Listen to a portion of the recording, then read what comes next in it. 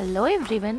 మీరు రెగ్యులర్గా చేసే రొయ్యల కూర బదులు ఇవాళ నేను షేర్ చేయబోతున్న ఈ రెసిపీని ఒక్కసారి ట్రై చేసి చూడండి. అన్ని మెథడ్స్ని మర్చిపోయి ఇదే మెథడ్లో రొయ్యల కూరని తినడం ఇష్టపడతారండి. అంత రుచికరంగా ఉంటుంది. దీన్ని తయారు చేయడానికి కోసం ప్యాన్లో కొద్దిగా ఆయిల్ని వేసుకొని అందులోకి ఓ 2 మీడియం సైజు ఆనియన్ని చాప్ చేసి వేసుకొని దాన్ని కొద్దిగా పింకిష్ అయ్యేంత వరకు సాట్ చేసుకున్నాను. ఆ తర్వాత 2 ఇంచుల అల్లం ముక్క, ఓ 5 నుంచి 6 దాకా వెల్లుల్లిపాయలు, అలానే ఓ 2 పచ్చిమిర్చీలని కట్ చేసేసుకొని యాడ్ చేసేసుకోండి. అలానే ఓ 2 మీడియం సైజ్ టమాటోలని కూడా రఫ్గా చాప్ చేసుకొని యాడ్ చేసుకొని అన్నిటిని నీట్గా ఒకసారి మిక్స్ చేసుకున్న తర్వాత కొద్దిగా రుచికి సరిపడా ఉప్పు కూడా అందులోకి వేసేసుకోండి. ఆ తర్వాత కొద్దిగా ఓ 1 టీ స్పూన్ దాకా పసుపు, అలానే ఓ 1 స్పూను కారాన్ని కూడా వేసుకొని అన్నిటిని నీట్గా మిక్స్ చేసుకోండి.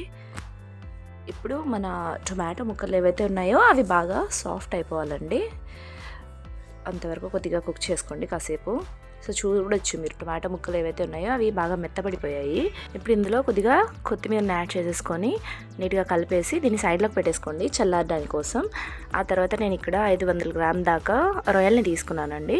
రొయ్యలు ఏవైతే ఉన్నాయో దాన్ని బాగా నీట్ చేసుకొని బాగా వాష్ చేసుకొని తీసుకున్నాను. రొయ్యల్ని ఎలా క్లీన్ చేయాలో దాని వీడియో మన ఛానల్లో ఆల్రెడీ పెట్టున్నానండి. చాలా ఈజీ మెథడ్లో మీరు ఈ రొయ్యల్ని క్లీన్ చేసుకోవచ్చు చాలా త్వరగా. ఇప్పుడు ఆ రొయ్యల్లోకి కొద్దిగా ఉప్పు, పసుపు, కొద్దిగా కారం వేసి ఆ రొయ్యల ముక్కల్ని పట్టించి సైడ్లోకి పెట్టేసుకున్నాను. ఆ తర్వాత మనము ఈ టొమాటో, ఆనియన్ ఏదైతే మిక్చర్ తయారు చేసి పెట్టుకున్నామో దాన్ని మిక్సర్ జార్లోకి యాడ్ చేసి దాని ఒక పేస్ట్ అనేది తయారు చేసుకొని పక్కన పెట్టేసుకోండి. ఆ తర్వాత వేరొక ప్యాన్ తీసుకొని అందులోకి ఓ 2 టేబుల్ స్పూన్ల ఆయిల్ని వేడి చేసుకొని ఆ తర్వాత మనం మ్యారినేట్ చేసి పెట్టుకున్న రొయ్యలు ఉన్నాయి కదా వాటిని యాడ్ చేసి కాసేపు జస్ట్ ఒక 3 to 4 మినిట్స్ పాటు కుక్ చేసుకోండి.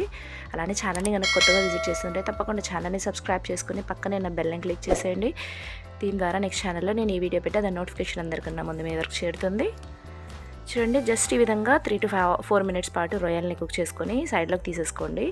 ఆ తర్వాత అదే ఆయిల్లో ఓ 2 యాలకులు, అలానే ఓ 2 లవంగాలు, 1 ఇంచ్ దాకా దాల్చిన చెక్క వేసుకొని ఒక బిర్యానీ ఆకుని కూడా వేసుకొని కొద్దిగా కరివేపాకు రెమ్మలు వేసుకొని అలానే బాగా సన్నగా చాప్ చేసుకున్న ఆనియన్ని కూడా యాడ్ చేసేసుకొని ఒక పచ్చిమిర్చిని మధ్యలో కట్ చేసుకొని యాడ్ చేసుకున్నాను. అలానే ఓ 1 స్పూన్ అల్లం వెల్లుల్లి పేస్ట్ని కూడా యాడ్ చేసి ఆనియన్ త్వరగా మగ్గడానికి కోసం కొద్దిగా సాల్ట్ వేసుకున్నాను. అలానే కొద్దిగా గ్రేవీ కలర్ బాగా రావడానికి కోసం కాశ్మీరీ చిల్లీ పౌడర్ని యాడ్ చేశానండి. కంప్లీట్గా ఆప్షనల్, మీ దగ్గర ఉంటేనే యాడ్ చేయండి, లేకుంటే అవసరం లేదు. ఇప్పుడు ఆనియన్ని కొద్దిగా సాట్ చేసుకున్న తర్వాత అది కొద్దిగా లైట్ గోల్డెన్ కలర్లోకి వచ్చిన తర్వాత మనం ఏదైతే ప్యూరీ తయారు చేసి పెట్టుకున్నామో టొమాటో ఆనియన్ గ్రేవీ ప్యూరీ దాన్ని యాడ్ చేసుకొని నీట్గా మిక్స్ చేసి దాని నుంచి ఆయిల్ సపరేట్ అయ్యేంత వరకు కుక్ చేసుకోవాల్సి వస్తుందండి. ఆ తర్వాత ఇందులోకి ఓ 1 టేబుల్ స్పూన్ దాకా ధనియాల పొడి, అలానే ఓ 1 స్పూన్ దాకా గరం మసాలాని కూడా యాడ్ చేసేసుకోండి. అన్నిటిని నీట్గా మిక్స్ చేసేసుకోండి. ఆ తర్వాత మనం ఏవైతే రొయ్యల్ని రోస్ట్ చేసి పెట్టుకున్నామో సో ఆ రొయ్యలు అనేవి ఇందులోకి యాడ్ చేసేసుకోండి. యాడ్ చేసుకున్న తర్వాత నీట్గా అన్నిటిని ఒకసారి మిక్స్ చేసేసి ఇప్పుడు ఇందులోకి మీ గ్రేవీకి కావాల్సినంత వాటర్ అనేది అడ్జస్ట్ చేసుకోండి. నేనైతే ఒక చిన్న గ్లాస్ వాటర్ అయితే ఇందులోకి వేసుకున్నానండి, ఎక్కువ వేయలేదు. నా గ్రేవీ చిక్కగా ఉంటేనే బాగుంటుంది. దీన్ని ఇప్పుడు లిడ్తో కవర్ చేసి ఓ 3 నుంచి 4 నిమిషాల దాకా కుక్ చేసుకున్నాను. ఆ తర్వాత మీరు చూడొచ్చు మన గ్రేవీ ఏదైతే ఉందో అది బాగా చిక్కబడిపోయింది. ఇప్పుడు మీ కన్సిస్టెన్సీ మీరు ఏ కన్సిస్టెన్సీలో పెట్టాలి అనుకుంటున్నారో ఆ కన్సిస్టెన్సీలో ఈ గ్రేవీని అడ్జస్ట్ చేసుకోవచ్చండి. మీరు ఇంకా దీన్ని థిక్గా చేయాలి అనుకుంటే ఇంకా థిక్గా చేయొచ్చు.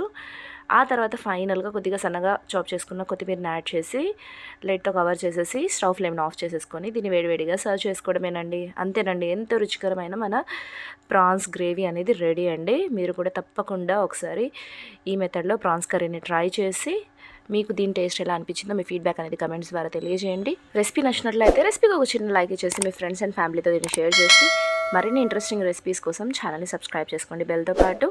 Thank you for watching.